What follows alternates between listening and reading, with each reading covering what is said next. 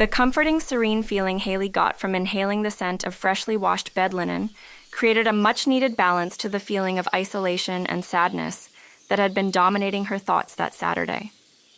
The warm, humid weather had lent itself well to drying her bed linen outdoors.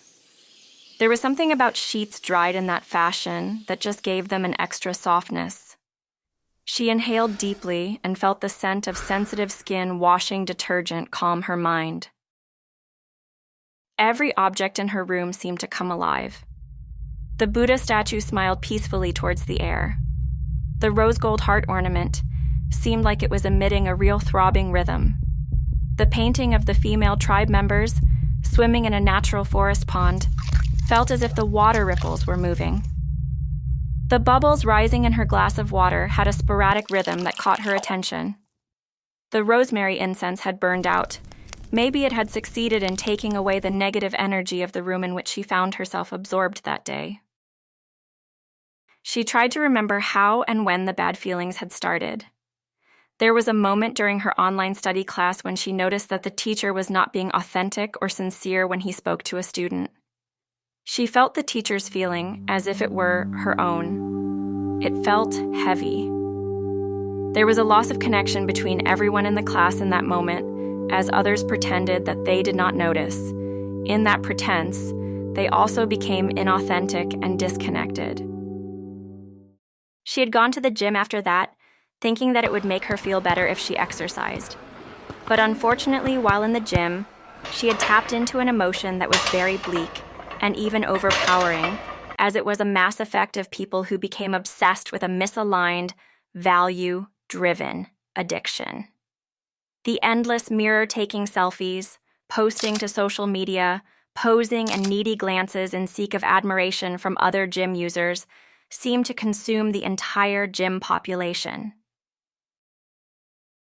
The podcast Haley had listened to at the gym seemed to amplify the bad feeling instead of ease it. A woman advising other women how to get what they want and how not to accept bad treatment from men. As she listened to, what she felt was endless examples of where women go wrong with dating. She feared were those examples things she had been doing herself.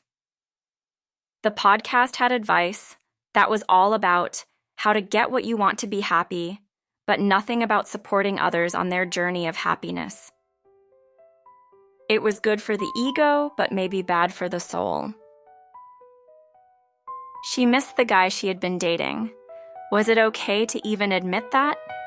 She worried that feeling the emotion would maybe magnify the bad situation of them not having spoken for a week now.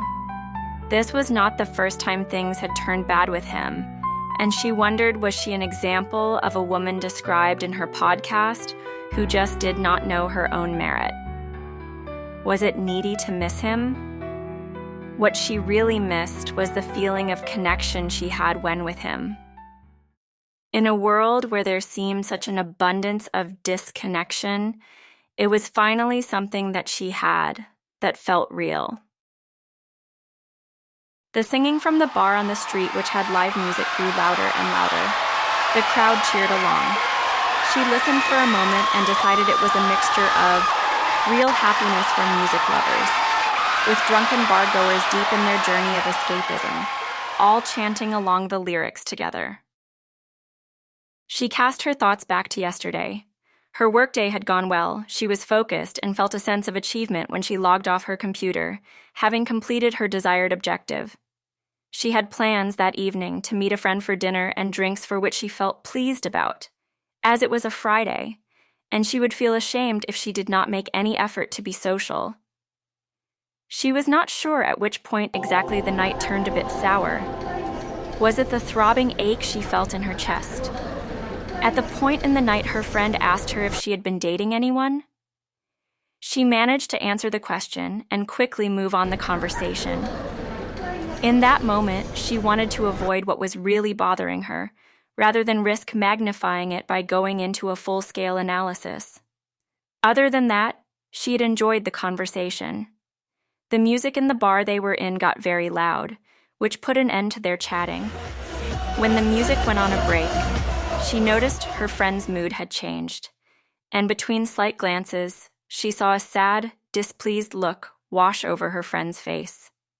She wondered if she had done or said something wrong, but she could not think what it may have been. Trying to make conversation during the break seemed to go a little stiff. When her friend finally said, "Shall we head home?"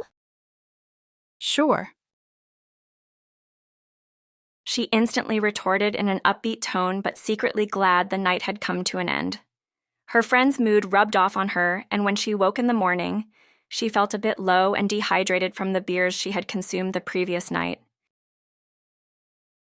As she listened to the singing from the bar outside, she felt a little ashamed of spending a Saturday night alone. The song changed, and Bob Marley's "Three Little Birds" came on. As she hummed along the lyrics, she thought about them. Singin' sweet songs of melodies pure and true, saying, "This is my message to you." Singin', "Don't worry about a thing, 'cause every little thing is gonna be all right." She thought about how she had spent her day worrying that she was antisocial and feeling ashamed, longing for connection and feeling lonely because she didn't have it. The song intercepted her thoughts again. "Three little birds pitched on my doorstep." As she thought about the meaning of the lyrics, she felt that he was singing about how we can connect with nature and how it can pass us divine messages. She admired the fact that this connection with nature and the divine was open to her, just as it was to Bob Marley when he wrote the song. In fact, it was her moment of solitude that allowed her to feel this connection, as it allowed her to pensively focus on the lyrics and their significance. She felt there was a divine coordination in the moment that was orchestrated for her to hear the message in the lyrics of the song.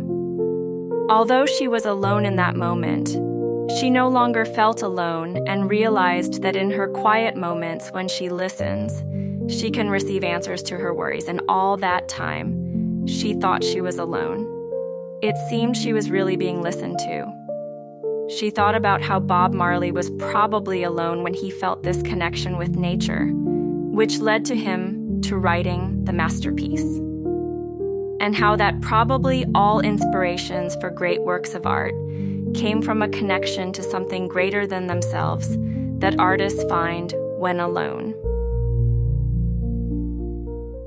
She put down her pen and hummed as she left the room. "Every little thing is gonna be all right." She picked up her mobile phone that had been left on charge. She had a message waiting for her that read, "Hey, I miss talking to you. How have you been?